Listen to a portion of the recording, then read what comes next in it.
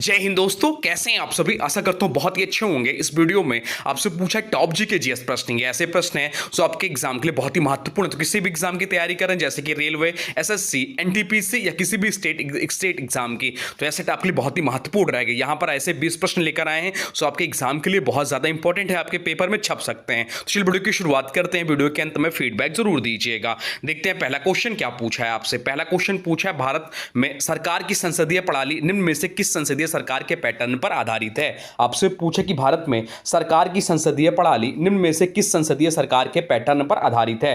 बताइए इसका right answer क्या हो जाएगा। राइट आंसर मेरे साथ कमेंट बॉक्स में लिखते चलिए, बता दीजिए इसका राइट आंसर क्या हो जाएगा। तो राइट आंसर जो इस प्रश्न का है वो है ऑप्शन सी, ब्रिटेन। ब्रिटेन इस प्रश्न का राइट आंसर हो जाएगा। ऑप्शन सी इस प्रश्न का राइट आंसर हो जाएगा। भारत की संसदीय शासन प्रणाली जो है ब्रिटेन की वेस्टमिंस्टर मॉडल प्रणाली पर आधारित है। भारत ने ब्रिटिश संविधान से निम्नलिखित विशेषताएं अपनाई। संसदीय प्रणाली का स्वरूप, कार्यपालिका की सामूहिक जिम्मेदारी, प्रधानमंत्री की सर्वोच्चता, संसद की सर्वोच्चता, न्यायपालिका की स्वतंत्रता और कानून का शासन ये सभी जो है ब्रिटेन के संसद से ये सभी अपनाए। अब चलते हैं अगले प्रश्न की ओर। देखते हैं अगला प्रश्न क्या पूछा है आपसे। अगला प्रश्न जो पूछा है वह पूछा है, 2 ओलंपिक पदक जीतने वाली पहली भारतीय महिला कौन थी। अब एग्जाम में पूछा भी गया है प्रश्न है। बताइए इसका राइट आंसर क्या हो जाएगा। आपसे पूछा है कि 2 ओलंपिक पदक जीतने वाली पहली भारतीय महिला कौन थी। बताइए क्या हो जाएगा right answer. Right answer comment box में बता दीजिए। तो राइट आंसर जो हो जाएगा वो हो जाएगा ऑप्शन सी, पीवी सिंधु इस प्रश्न का राइट आंसर हो जाएगा। ऑप्शन सी इस प्रश्न का राइट आंसर हो जाएगा।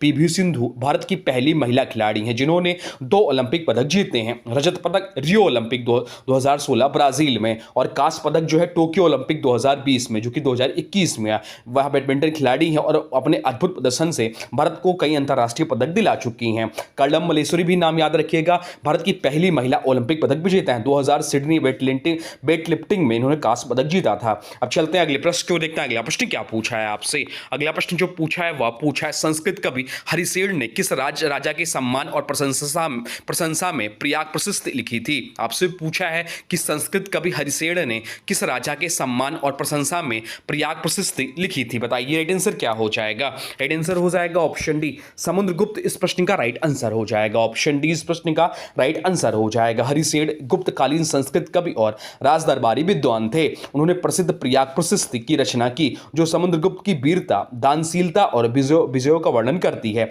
यह अभिलेख इलाहाबाद अब प्रयागराज के अशोक स्तंभ पर अंकित है। इससे भारत का नेपोलियन कहे जाने वाले समुद्रगुप्त के शासनकाल की सबसे महत्वपूर्ण ऐतिहासिक जानकारी का स्रोत माना जाता है। अब चलते हैं अगले प्रश्न की ओर, देखते हैं अगला प्रश्न क्या पूछा है आपसे।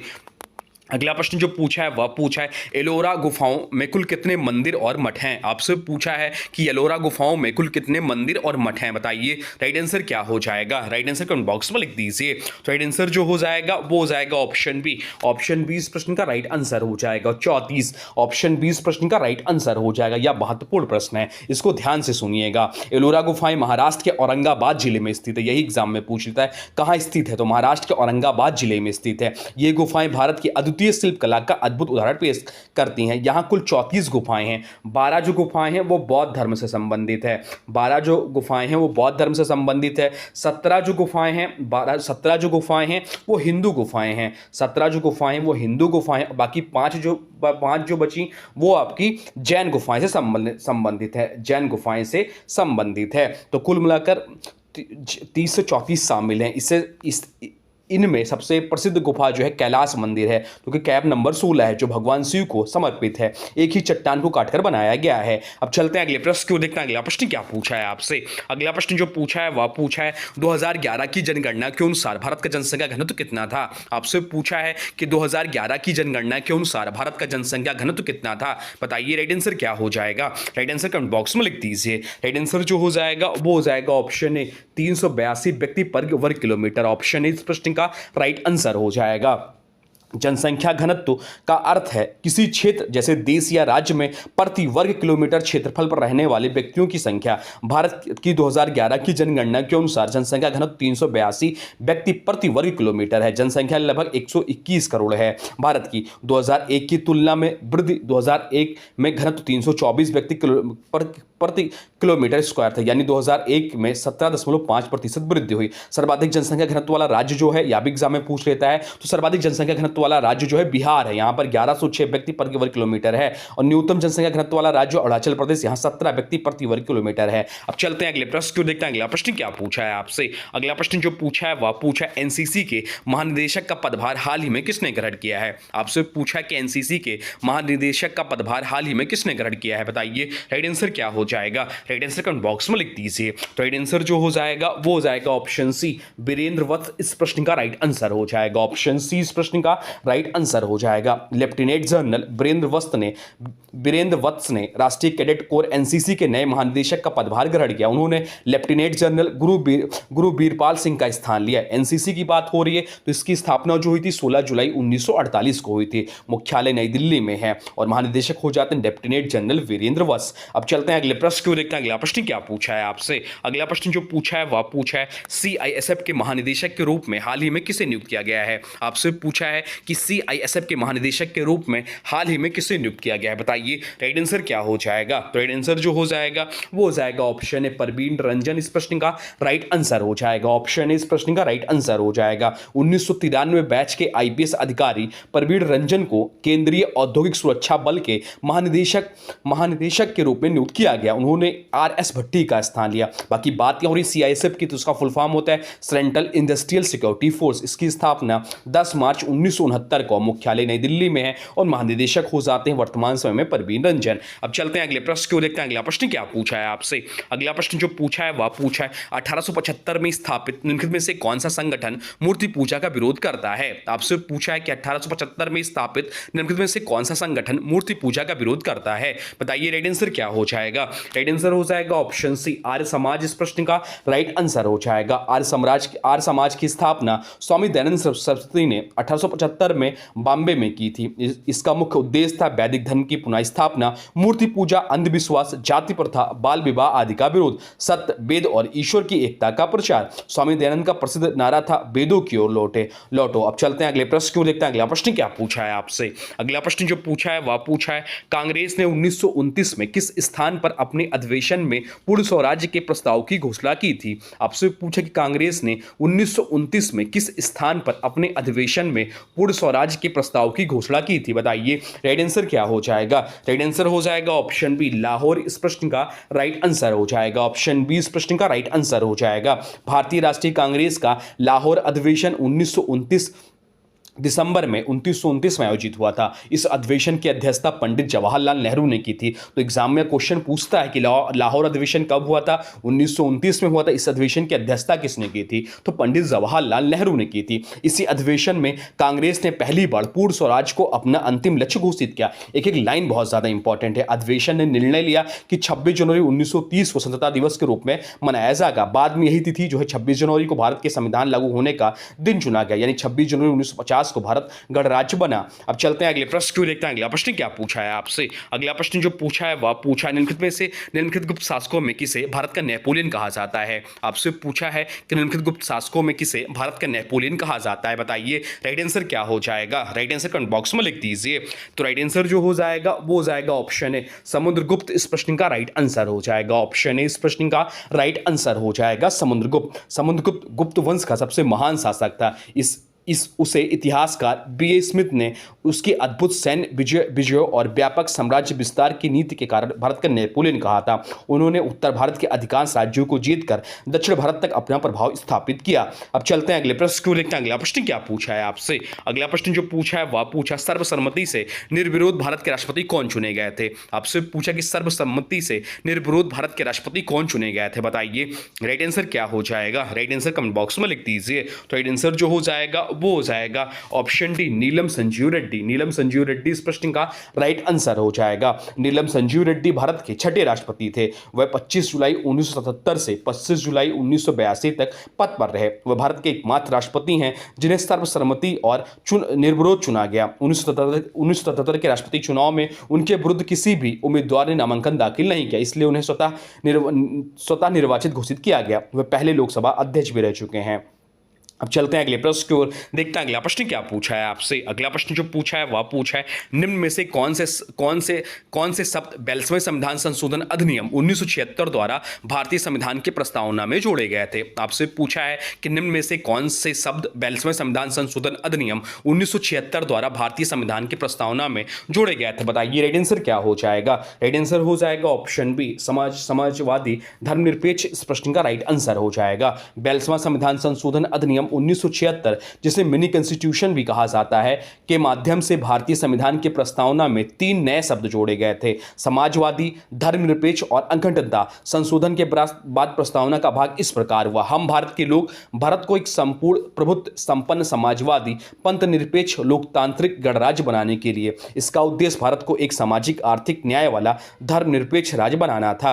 अब चलते हैं अगले प्रश्न को, देखते हैं अगला प्रश्न क्या पूछा है आपसे। अगला प्रश्न जो पूछा है वह पूछा, निम्नलिखित में से किस वर्ष राजनीतिक हिंसा को दबाने के लिए रॉलेट एक्ट पारित किया गया था। आपसे पूछा कि निम्नलिखित में से किस वर्ष राजनीतिक हिंसा को दबाने के लिए रॉलेट एक्ट पारित किया गया था। बताइए राइट आंसर क्या हो जाएगा। राइट आंसर कमेंट बॉक्स में लिख दीजिए। तो राइट आंसर जो हो जाएगा वो हो जाएगा ऑप्शन सी, 1919 में। ऑप्शन सी इस प्रश्न का राइट आंसर हो जाएगा। रॉलेट एक्ट को 1919 में ब्रिटिश सरकार ने पारित किया था। इसे जज सर सिडनी रॉलेट की अध्यक्षता में बनी समिति की सिफारिशों पर लागू किया गया। इस अधिनियम के तहत सरकार को यह अधिकार मिल गया कि किसी भी व्यक्ति को बिना मुकदमा चलाए गिरफ्तार किया जा सकता है और बिना न्यायालय में पेश किए जेल में रखा जा सकता है। गांधी जी ने इसके विरोध में रॉलेट सत्याग्रह की शुरुआत की। इसी के परिणाम स्वरूप 13 अप्रैल 1919 को जालियांवाला बाग नरसंहार जैसी दुखद घटना घटी।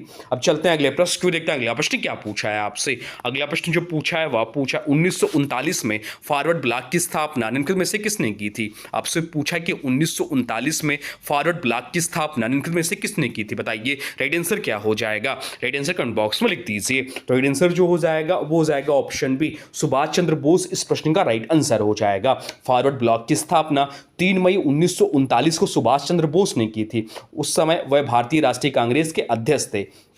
कांग्रेस के भीतर विचारधात्मक मतभेदों के कारण विशेष रूप से गांधी जी और नेहरू के साथ असहमति के चलते कांग्रेस से अलग होकर यह संगठन बनाया। फॉरवर्ड ब्लॉक का मुख्य उद्देश्य था ब्रिटिश शासन को उखाड़ फेंकना, सामाजिक आर्थिक समानता और पूर्ण स्वतंत्रता प्राप्त करना। बाद में सुभाष चंद्र बोस ने 1943 में आजाद हिंद फौज का गठन किया और जय हिंद तथा तुम मुझे खून दो मैं तुम्हें आजादी दूंगा जैसे नारे लगाए। अब चलते हैं अगले प्रश्न को, देखते हैं अगला प्रश्न क्या पूछा है आपसे। अगला प्रश्न जो पूछा है वह पूछा, भरतनाट्यम की उत्पत्ति निम्न में से किस राज्य से हुई है। आपसे पूछा है कि भरतनाट्यम की उत्पत्ति निम्न में से किस राज्य से हुई है। बताइए राइट आंसर क्या हो जाएगा। राइट आंसर कमेंट बॉक्स में लिख दीजिए। तो राइट आंसर जो हो जाएगा वो हो जाएगा ऑप्शन सी, तमिलनाडु। इस प्रश्न का राइट आंसर हो जाएगा ऑप्शन सी, इस प्रश्न का राइट आंसर हो जाएगा। भरतनाट्यम भारत की सबसे प्राचीन और शास्त्रीय नृत्य शैलियों में से एक है। इसकी उत्पत्ति तमिलनाडु राज्य के तंजाउर क्षेत्र के दरबार मंदिरों से हुई। यह मूलतः देवदासी परंपरा से जुड़ा हुआ था, जहां नृत्य भगवान शिव को समर्पित किया जाता है। इसे नाट्य शास्त्र के सिद्धांतों पर आधारित माना जाता है, जिसे भरत मुनि ने लिखा।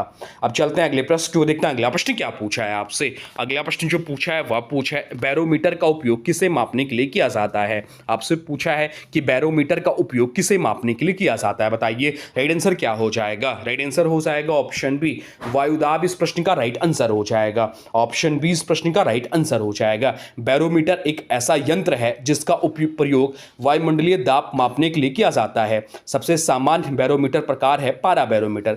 चलिए प्रमुख यंत्र बताते हैं और उसको उपयोग। हाइग्रोमीटर, तो हाइग्रोमीटर की बात करें तो आर्द्रता मापता है। थर्मामीटर की बात करें तो थर्मामीटर जो तापमान मापने के प्रयोग होता है। एल्टीमीटर ऊंचाई मापने के लिए, तो एल्टीमीटर का प्रयोग जो होता है ऊंचाई मापने के लिए होता है। यह भी एग्जाम में पूछा गया प्रश्न है। अब चलते हैं अगले प्रश्न को, देखते हैं अगला प्रश्न क्या पूछा है आपसे। अगला प्रश्न जो पूछा है वह पूछा है, बाल गंगाधर तिलक ने कौन सा समाचार पत्र शुरू किया था। आपसे पूछा कि बाल गंगाधर तिलक ने निम्नलिखित में से कौन सा समाचार पत्र शुरू किया था। बताइए राइट आंसर क्या हो जाएगा। राइट आंसर जो हो जाएगा वो हो जाएगा ऑप्शन ए, केसरी और मराठा। ऑप्शन ए इस प्रश्न का राइट आंसर हो जाएगा। बाल गंगाधर तिलक ने 2 प्रमुख समाचार पत्रों की शुरुआत की थी, केसरी मराठी भाषा में और मराठा अंग्रेजी भाषा में। इन अखबार अखबारों के माध्यम से तिलक जी ने ब्रिटिश शासन के खिलाफ जन जागरण फैलाया और स्वतंत्रता आंदोलन की गति दी। अब चलते हैं अगले प्रश्न को देखते हैं। अगला प्रश्न क्या पूछा है आपसे। अगला प्रश्न जो पूछा है वह पूछा है भारतीय राष्ट्रीय ध्वज का डिजाइन किसने तैयार किया था। आपसे पूछा है कि भारतीय राष्ट्रीय ध्वज का डिजाइन किसने तैयार किया था, बताइए राइट आंसर क्या हो जाएगा। राइट आंसर कमेंट बॉक्स में लिख दीजिए। तो राइट आंसर जो हो जाएगा वो जाएगा ऑप्शन है पिंगली वेंकैया। इस प्रश्न का राइट आंसर हो जाएगा। भारतीय राष्ट्रीय ध्वज का डिजाइन पिंगली वेंकैया ने तैयार किया था। यह ध्वज 22 जुलाई 1947 को संविधान सभा द्वारा भारत के राष्ट्रीय ध्वज के रूप में स्वीकृत किया गया था। इसमें 3 रंग होते हैं, केसरी, सफेद, हरा। केसरी त्याग और बलिदान का प्रतीक है, सफेद सत्य और शांति का, और हरा समृद्धि का। बीच में नीले रंग का अशोक चक्र जिसमें कि 24 तीलियां होती हैं। अब चलते हैं अगले प्रश्न को देखते हैं। अगला प्रश्न क्या पूछा है आपसे। अगला प्रश्न जो पूछा है वह पूछा किसने भारतीय राष्ट्रीय कांग्रेस के अध्यक्ष के रूप में सबसे पहले अंग्रेजी में भाषण दिया। आपसे पूछा किसने भारतीय राष्ट्रीय कांग्रेस के अध्यक्ष के रूप में सबसे पहले अंग्रेजी में भाषण दिया, बताइए राइट आंसर क्या हो जाएगा। राइट आंसर हो जाएगा ऑप्शन सी बदरुद्दीन तैयब जी। ऑप्शन सी इस प्रश्न का राइट आंसर हो जाएगा। बदरुद्दीन तैयब जी ने 1887 में मद्रास अधिवेशन में भारतीय राष्ट्रीय कांग्रेस के तीसरे अध्यक्ष के रूप में पद संभाला। वे पहले मुस्लिम अध्यक्ष थे और उन्हें कांग्रेस के अधिवेशन में सबसे पहले अंग्रेजी में भाषण दिया। उस समय यह एक महत्वपूर्ण कदम था क्योंकि कांग्रेस के आरंभिक अधिवेशन अधिकतर भारतीय भाषाओं में थे। तो कांग्रेस के पहले अध्यक्ष कौन थे? तो कांग्रेस के पहले अध्यक्ष जो थे व्योमेश चंद्र बनर्जी थे। एक एग्जाम में और क्वेश्चन पूछता है पहले मुस्लिम अध्यक्ष कौन थे? तो पहले मुस्लिम अध्यक्ष तो बदरुद्दीन तैयब जी थे। अब चलते हैं अगले प्रश्न को देखते हैं। अगला प्रश्न क्या पूछा है जो कि आज का अंतिम प्रश्न है। आपसे पूछा है कि भारत में इनमें से किस बंदरगाह का नाम बदलकर दीनदयाल बंदरगाह रखा गया। आपसे पूछा है कि भारत में इनमें से किस बंदरगाह का नाम बदलकर दीनदयाल बंदरगाह रखा गया, राइट आंसर बता दीजिए। तो राइट आंसर जो हो जाएगा वो हो जाएगा ऑप्शन ए कांडला बंदरगाह। ऑप्शन ए इस प्रश्न का राइट आंसर हो जाएगा।